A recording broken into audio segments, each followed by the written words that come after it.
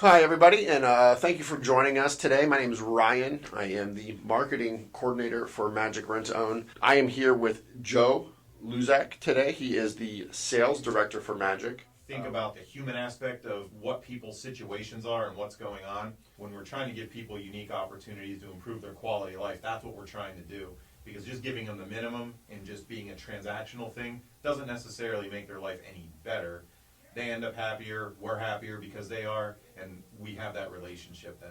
All right, Joe, I'd like to bring up the evolution of rent to own, kind of where the industry started versus where it's going and what we're doing to kind of stay on top of things. Yeah, I think traditional rent to own, and this is going back before my time, I think, or even a little bit when I first started, it was a lot of physical handshakes, walking indoors, brick and mortar stores, which is all awesome.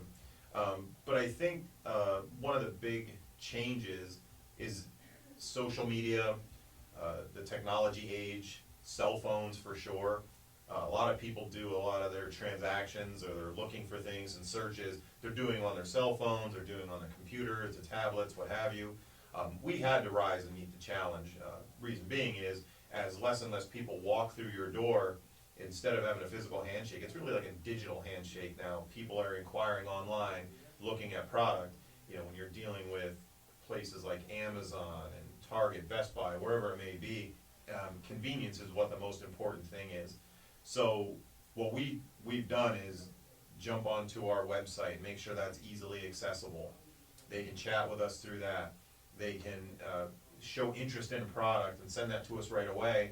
We get notification, we can reach out to that customer right away, get the process rolling, and get them all squared away, and they never have to step foot in the store. They can sign everything digitally now, so we can work through that.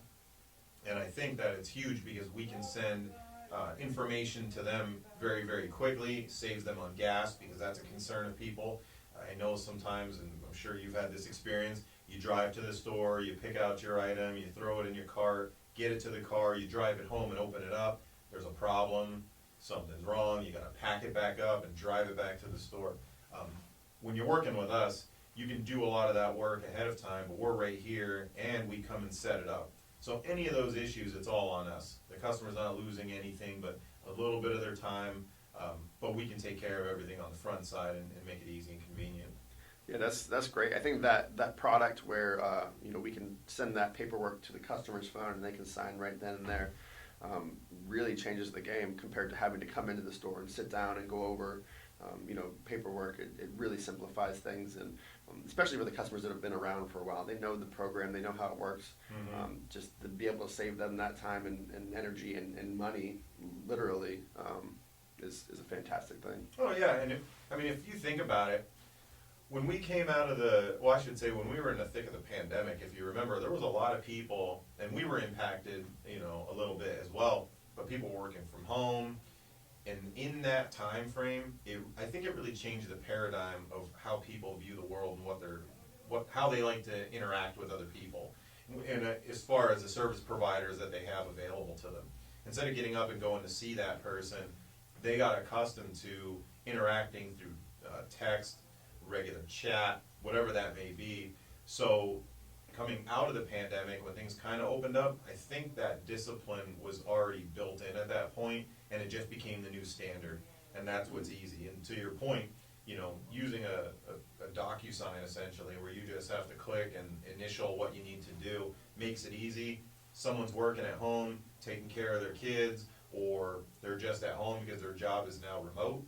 They don't ever have to leave the house. We can get what we need to get to them, and then they can use their free time to go do all the other chores, errands, or activities they like to do. So I think that's pretty cool. Mm-hmm. Yeah. So, and speaking of the pandemic, it did change things. In terms of like the food industry. Before the pandemic, Uber Eats and Grubhub and all those food delivery services weren't really huge, but it was almost the launching pad that they needed to take off. So now that's a huge industry, is the meal delivery service. On top of that, you can walk into a restaurant and do the order ahead, and you can just grab your food off a shelf. It's changed things, and it's nice is that we've almost adopted that in a way where you can get on our website and say, hey, I want this living room set, and we can send you the paperwork on your phone, and in most cases we can show up to your house later that day with that furniture. And it's a crazy thing. You can see how excited we are about it. I mean, it's great, and and it's not just limited to furniture. It's appliances, electronics. It's a little bit of everything. So it's a really neat thing. Yeah. To be able to offer that to people. Oh, for sure. And to your point, what actually makes it really, really cool is the fact that in one day's time, if you were to order anything from a website, you have to wait for it to get delivered. Potential delays, potential damages, defects, and all those things that can potentially happen. And then you're filing paperwork, you're sending out emails in some cases just to try to get things resolved. That sounds pretty horrible.